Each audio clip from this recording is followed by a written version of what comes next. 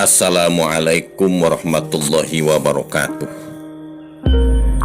A'udzubillahi minasyaitonirrajim. Bismillahirrahmanirrahim. Alhamdulillah wa syukrulillah. Wassalatu wassalamu ala rasulillah Sayyidina wa maulana Muhammad bin Abdillah wa ala alihi wa sahbihi wa mawalah amma ba'du.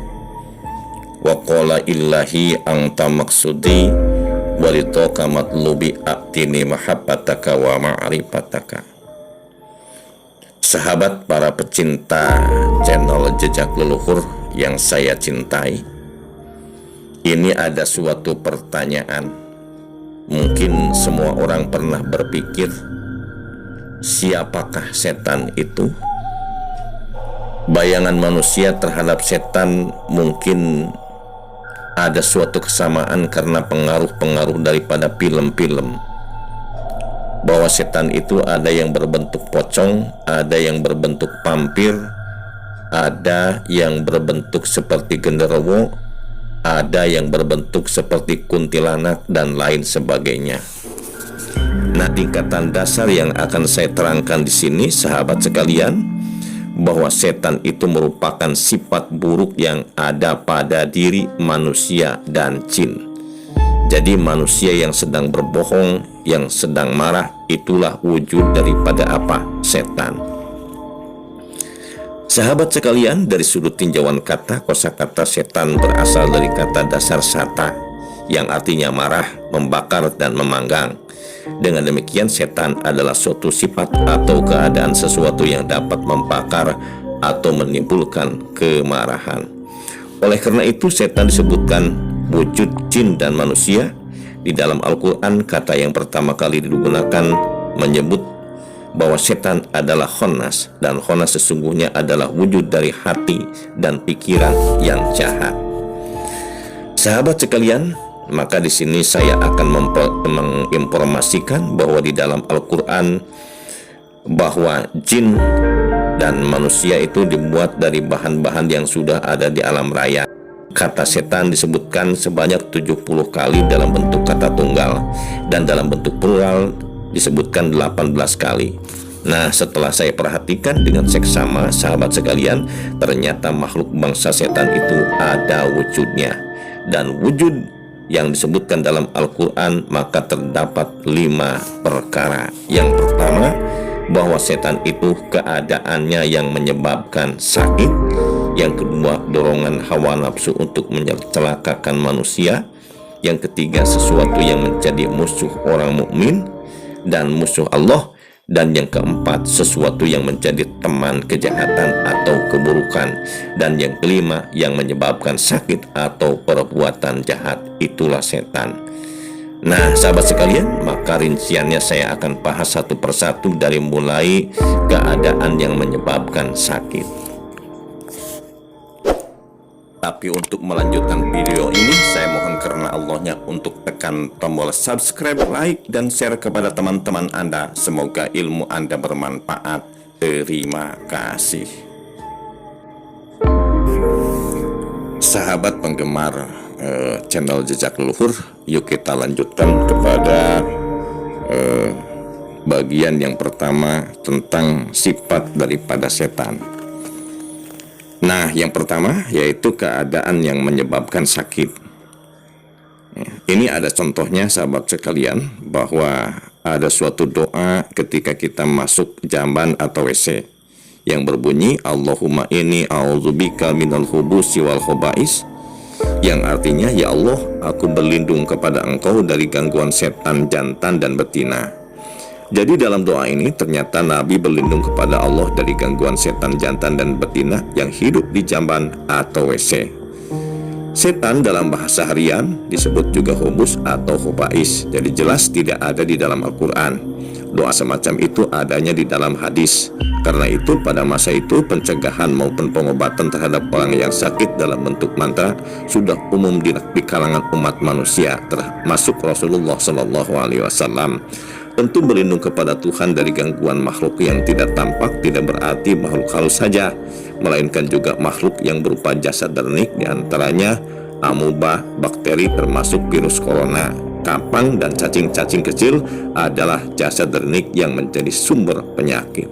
Oleh karena itu, sahabat sekalian, maka kita harus berlindung dari Allah, yaitu dari godaan-godaan yang membuat diri kita sakit, baik dari amuba, bakteri, dan virus-virus yang lainnya.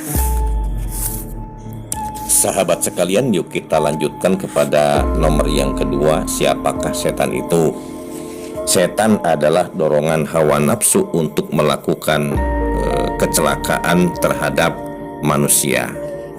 Jadi sahabat sekalian, kedengkian, iri hati, keserakahan atau kejahatan yang timbul dalam diri kita sebenarnya bagian dari nafsu diri kita sendiri. Itulah setan.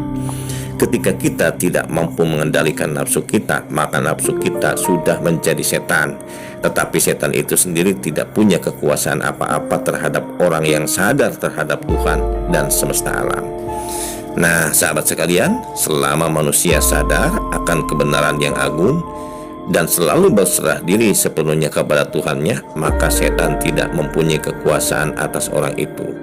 Hal itu berarti keraguan, kejahatan dalam pikiran dan hati, iri hati, loba, dan aneka jenis kesombongan akan sirna dari diri kita bila mana kita senantiasa sadar dan tawakal kepada Tuhan yang Maha Esa. Nah, sahabat sekalian, dalam hal ini setan adalah kejahatan yang ada dalam diri kita, dalam hati kita, dalam pikiran kita. Oleh karena itu, sahabat sekalian, kita harus selalu berlatih untuk menenangkan dan mendiamkan hati dan pikiran. Bila hati dan pikiran sudah tenang, diam, maka akan tercipta kondisi yang hening.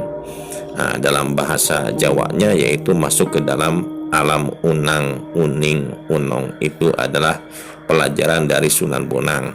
Nah, dalam keadaan hening, setan tidak akan kuasa untuk menggoda kita, sebab kita tidak memperturutkan pikiran dan hati kita tidak syirik lagi. Metode untuk ketenangan jiwa tersebut, sahabat sekalian, terdapat pada Thorikoh dalam pelajaran Dzikir Sir. Sahabat sekalian, untuk nomor yang ketiga, siapakah setan itu? Setan adalah sesuatu yang menjadi musuh orang mukmin dan musuh Allah. Jadi siapa yang menentang Quran, menentang hadisnya, menentang para ulamanya, menentang ajaran-ajarannya, maka itu adalah termasuk daripada setan. Sahabat sekalian, untuk nomor yang keempatnya, siapakah setan itu? Jadi untuk nomor 4 ini, setan adalah sesuatu yang menjadi teman atau kejahatan juga keburukan. Jadi telah dijelaskan bahwa setan itu, sahabat sekalian, merupakan sifat jahat atau buruk. Oleh karena itu setan bisa berupa manusia atau jin, makhluk halus, yang artinya manusia yang diperlakukan atau perilakunya jahat, maka disebut juga setan. Manusia yang sedang melakukan kejahatan, maka ia disebut kesetanan.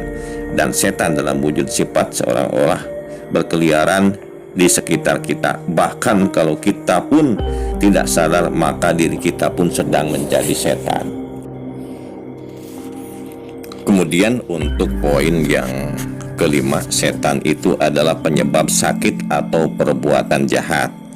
Pada zaman dulu, sahabat sekalian, banyak sekali penyakit yang menimpa manusia yang dianggap berasal dari gangguan setan.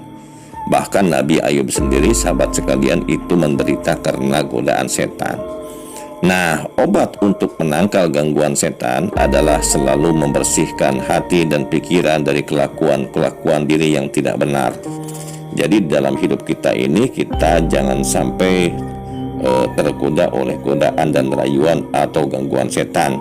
Dan sebenarnya rayuan atau gangguan itu datangnya dari diri kita sendiri. Oleh karena itu, sahabat sekalian, hendaknya kita tidak tergesa-gesa menghakimi orang lain.